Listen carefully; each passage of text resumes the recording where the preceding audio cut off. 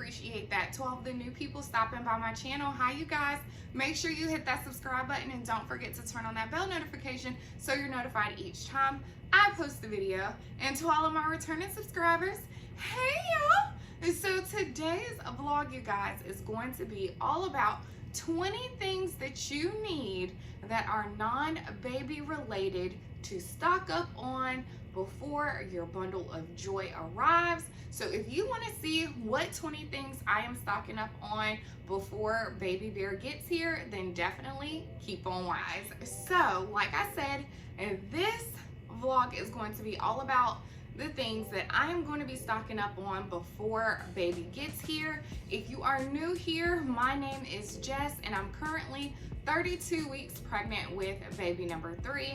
So if you hear me refer to the baby as a baby bear or BB for short, that is because we do not know what the gender is of this baby. And so we kind of picked just like a general, generic nickname for the baby. So yes.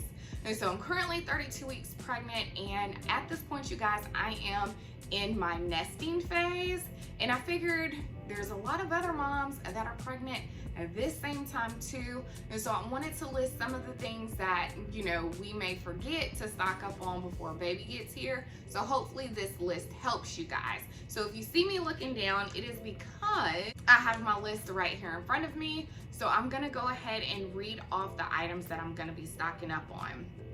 So the first thing that I am going to be stocking up on is going to be large maxi pads, you guys. That is one thing that we typically forget, that not only are you gonna have postpartum bleeding, whether you have a vaginal delivery or cesarean, but you are also going to have that the bleeding for a couple of weeks. So to save your partner, your spouse, any type of confusion with sending them to the grocery store or even just doing it online, because sometimes they're not available online, definitely go ahead and stock up on those. I'm still deciding if I am going to use the large maxi pads or the adult diapers, so it's totally up to you, whatever your preference is. Just make sure you go ahead and stock up on those. So number 2 that I have on my list is hand sanitizer and hand soap. I cannot stress that enough, especially since you're gonna have a little one and you are gonna have people coming in and out of the house at all times. Joe and I, we have a rule that whenever a baby is born, that we require that everyone wash their hands and their arms up to their elbows. So you guys know that that is going to take a lot of soap.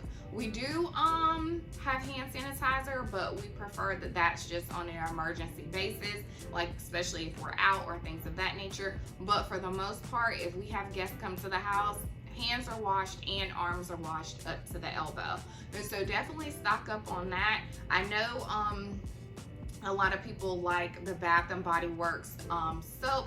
However, that is not a soap that I will be using. I will either be using Dial, just because it is an antibacterial soap, or any other soap that is antibacterial. So that's totally up to you, but just for our household, we're gonna stock up on those items. And it's also good to stock up on the hand sanitizer to throw in diaper bags as well. So we like to keep the hand sanitizer in the car, in the diaper bags, in our purses.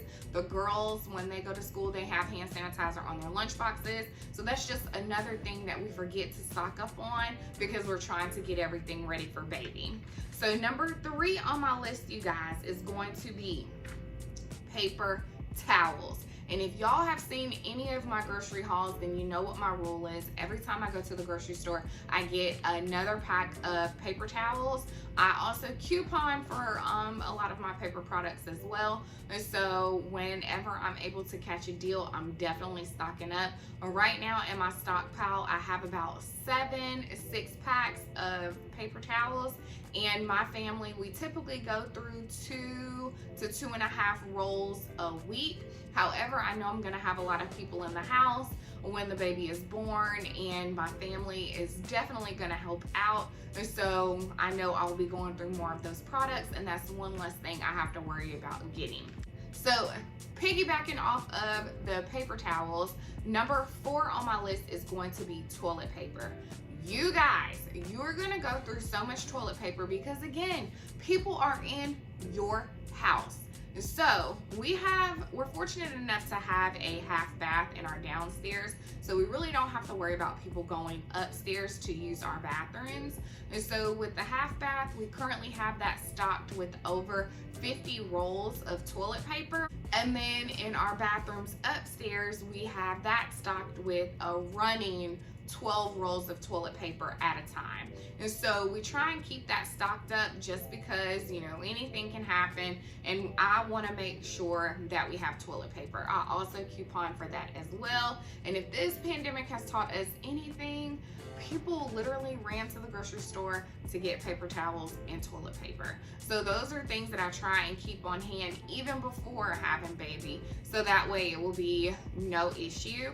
But like I said, I do have the 50 rolls downstairs in our half bath, and if by chance we ever run low, I can always grab a few of those and take those upstairs. But I also stick to that same rule of buying a pack of toilet paper each time I go to the grocery store as well, just so I can have that as a stockpile item.